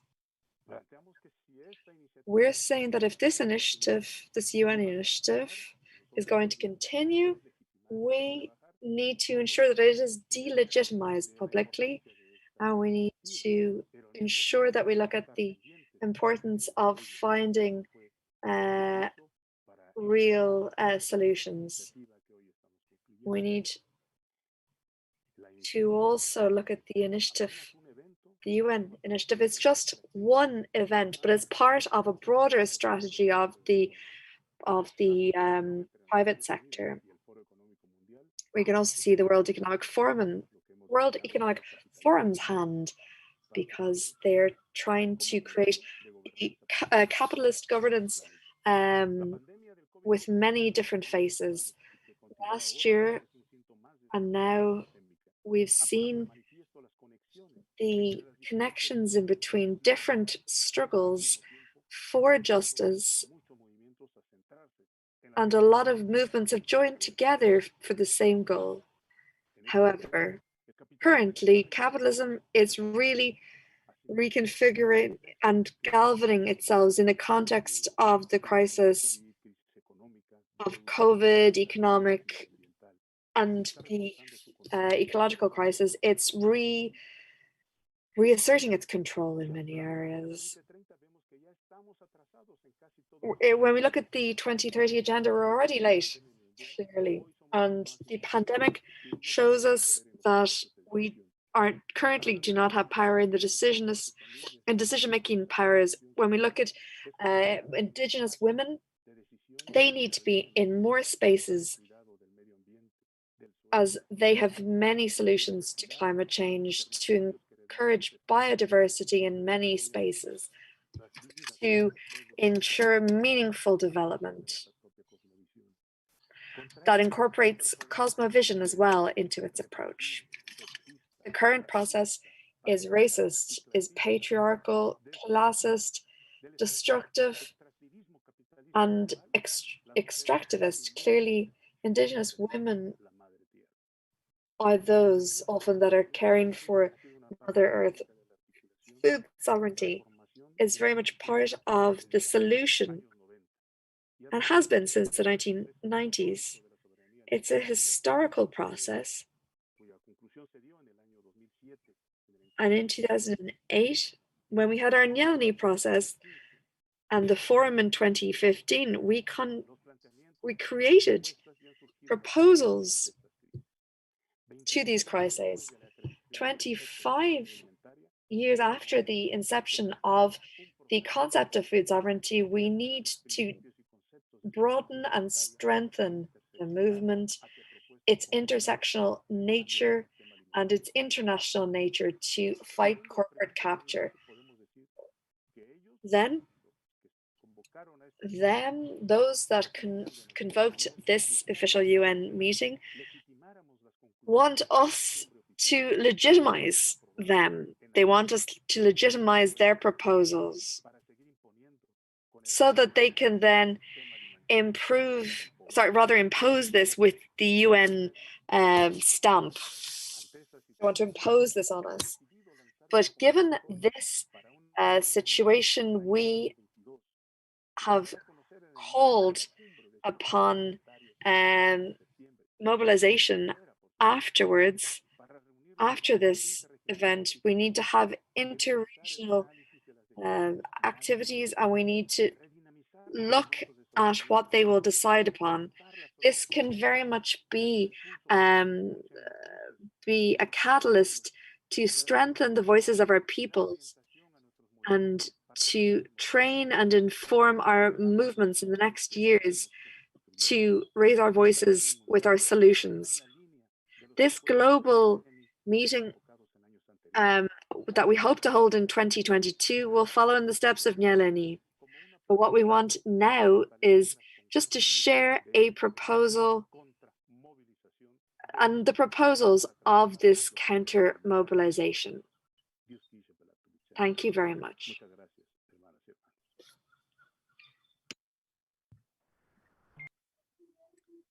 Thank you very much, Saul. And I believe that we have a video also from the IPC that will be shared. So thank you.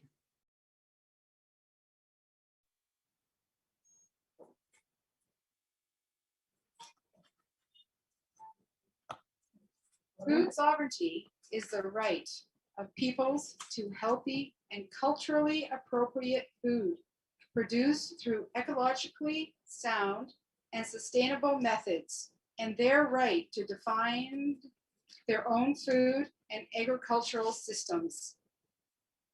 It puts those who produce, distribute, and consume food at the heart of food systems and policies, rather than the demands of markets and corporations.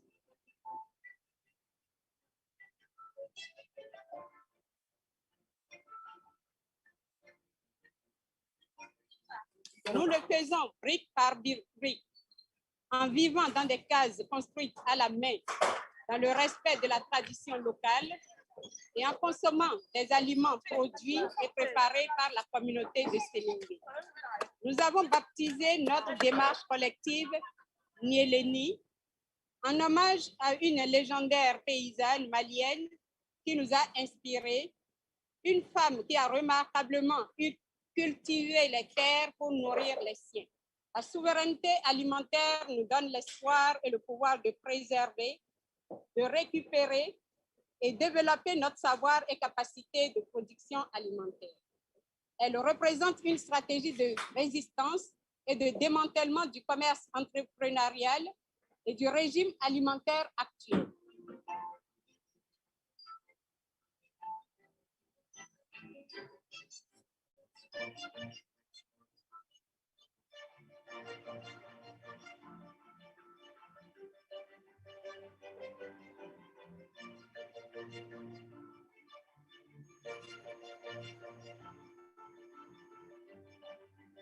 Los gobiernos y los pueblos tienen derecho a proteger su agricultura y los indígenas, campesinos, pastores, pescadores, tienen derecho a seguir siendo lo que son y a que su actividad productiva sea una actividad digna.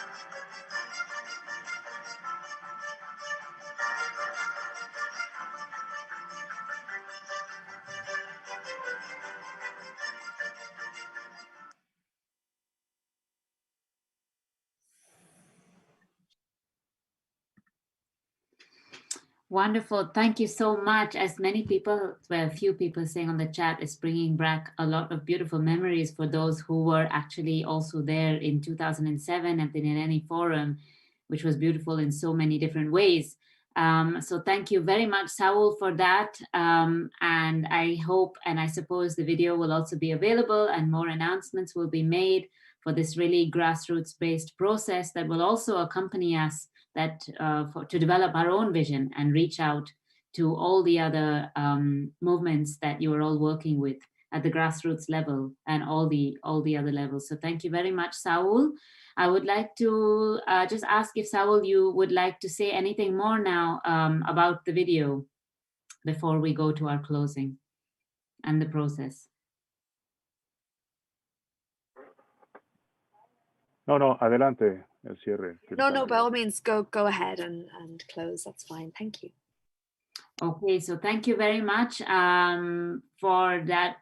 Both very powerful presentations from Jordan and from Saul. From Jordan, telling us the more concrete what we're going to do as the way forward towards September and all the steps that we all need to take to really send our message to our decision makers, and also from Saul to root us back in our political vision for food sovereignty and how it has been expanding over the last 10 years, both in its reach, but also in its depth and understanding of all the new issues that are now being brought in, that will be need to brought into the movement and bring all the movements for racial justice, gender justice, environmental justice, land justice, closer and deepen our vision for food sovereignty altogether.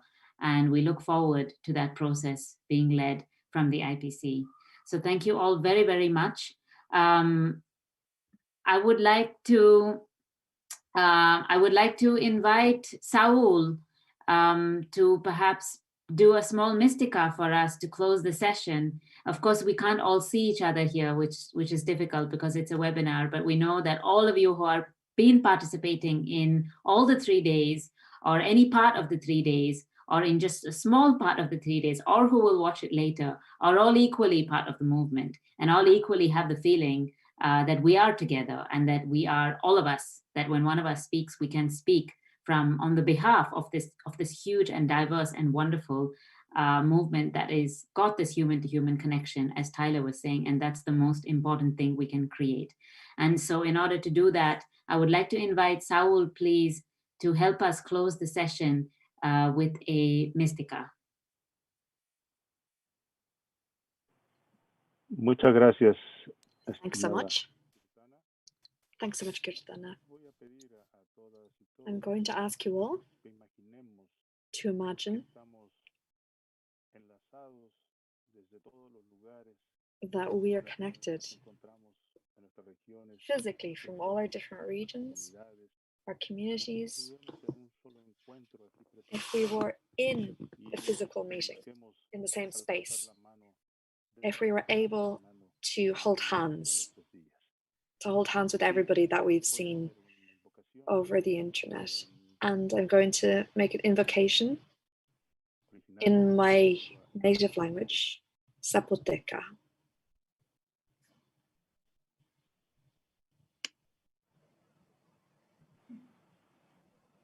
Bichaka, Bizanaka, Janaji, Kusegunu, Iraka Jinya, Bininu, Masaji Wini, Tiganda, Bininu, Iraka Kendalisa Agupanulu, Tapagu Bizadi.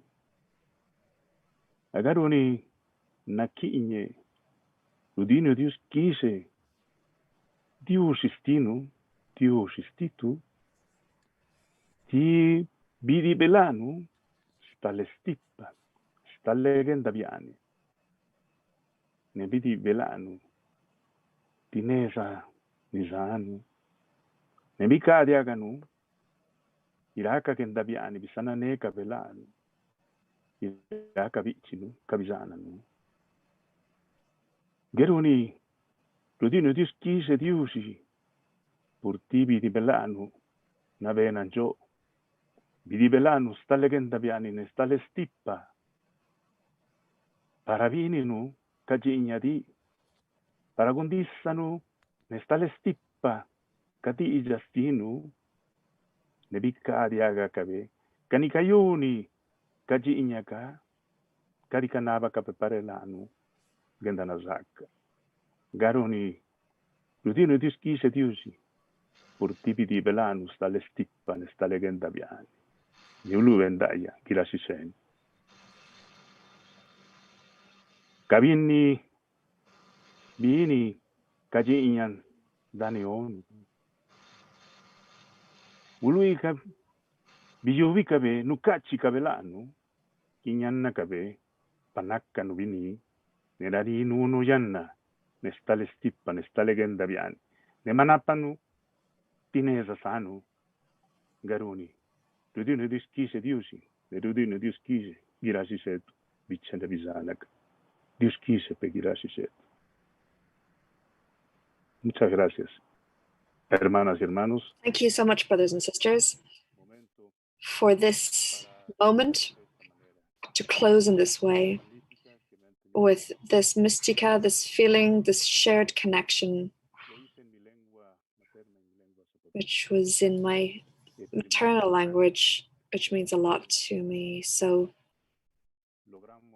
we will be able to achieve this work.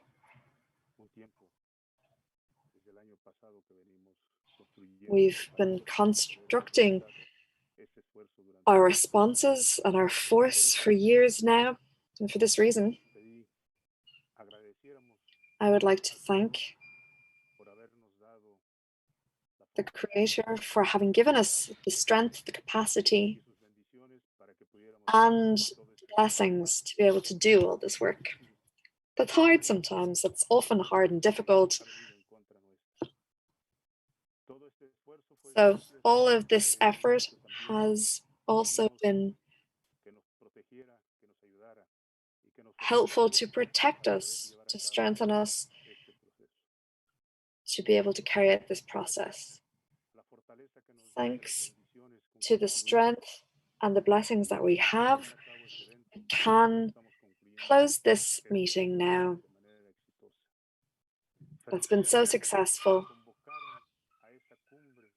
Against those who have created the summit that wish to impose their will upon us, they want to try and bury us. As our ancestors say, they want us to bury us, to kill us, but all they're doing is burying seeds. So we will come back with new strength, new thoughts, and new energy for the struggle for food sovereignty, for more justice. Thank you so much, brothers and sisters, for this opportunity. Thank you so much for everybody who made this possible. Thank you, brothers and sisters. A big hug to all. Thank you very much.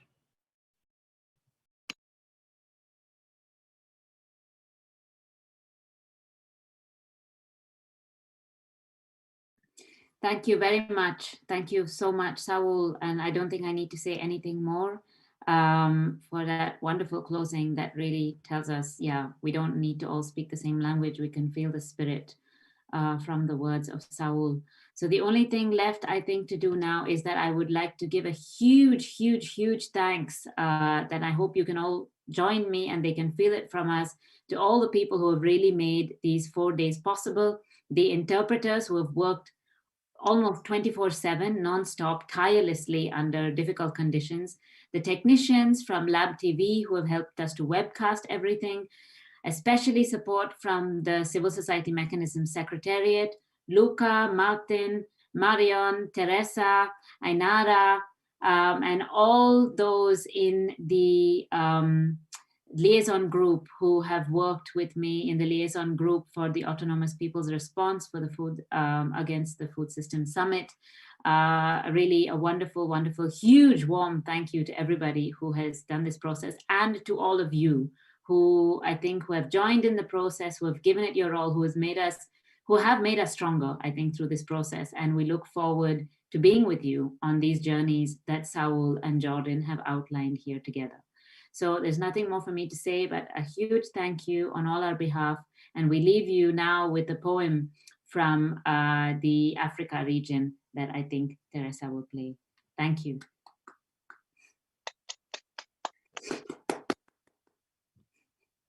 Muchas gracias, Kirtana. Muchas gracias. Tell the children. Tell the children stories about themselves, so that their feet may root in the palace of dreams both. Give the children honesty, even when the texture of your words is roughened by the toughness of the lessons, so that when they grapple with their life's tensions, their foundations never crumble. Let them run without the imprint of your fears, wafting slow barriers into their minds and hindering their imaginations. Talk about their bodies with an awe of naturalness, so that they never come to hide the beauty of that first ache that springs so intensely from their sexuality, so they never mistake the beauty of sex and orgasm for anything less. Tell them stories of the gardeners of Africa, in the magic cotton fields of Burkina Faso, Zambia, Tanzania, Uganda, Senegal, Egypt, Mali, Benin. Seed their hearts in the coffee plantations of Congo, Ethiopia, and Kenya, grow their feet in the sumptuous roots of the cassava of Angola and Mozambique, cultivate their minds to the open arms of the sorghum leaves. Let them revel in the treasures of Alkebulan, her sugar cane and her cacao, her tea leaves and fruits, her ground nuts and seed oils, bananas and sweet potatoes. Talk to them about the wonders of the great Kilimanjaro, the wells of Lake Malawi, the seas of the Sahara, the Amazon, the bat caves and savannas. So they own the world with their souls and keep it healthy for everyone. Build them stories. Build them stories of skin and limb without adjectives like black, white, colored, albino, cripple, gay, straight, Muslim, Christian. So their minds savor the human being and their eyes stay open for the things within. Tell them every day the wonder and revelation of their birth, so they'll always rest their heads on the better side of doubt about their place here, even when the messiness of living stretches them. Give them these shoes, the ones that Dorothy wore for home. Only let them wear them on the inside, so that no matter where they go, home will always follow. Tell the children.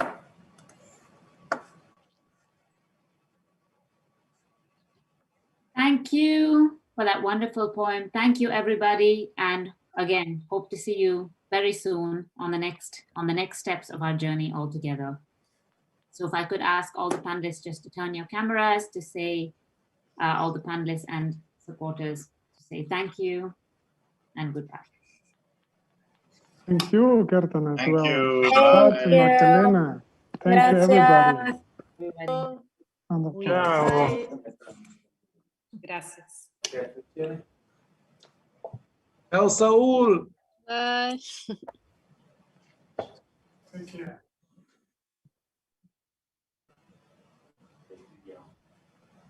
Recording.